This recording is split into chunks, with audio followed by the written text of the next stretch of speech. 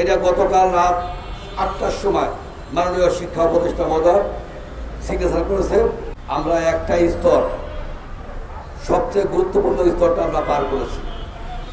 MPO নীতিমালা, মাধ্যমিক ও উচ্চ মাধ্যমিকের school, college, degree, honours, masters এবং বিএড, বিশাল একটা কর্মদক্ষ।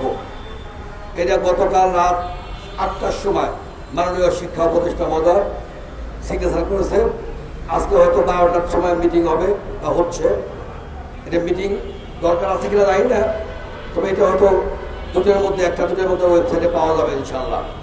আমি বক্তব্যের পরে কথা বলবো। আরেকটা মাদ্রাসা কারিগরিটা হয়ে গেছে। মাদ্রাসাটা গতকালকে এডিশনাল সেক্রেটারি সাহেব ছিল না, আজকে হয়তো ইনশাআল্লাহ ওটা হয়ে যাবে। আমাদের একটা টিম অলরেডি শিক্ষা মন্ত্রণালয় গিয়েছে। আল্লাহ যদি ভালো করে আজকে হয়ে যাবে, না হলে আগামী রবিবার দিন আমি যাব। আশা করি রবিবারে অর্থ মন্ত্রণালয় থেকে ফাইল ফিরে আসবে।